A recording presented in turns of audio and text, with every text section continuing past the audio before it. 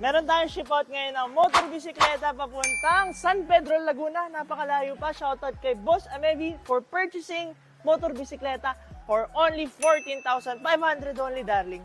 Nagpakabit si Bossing ng signal light upgrade.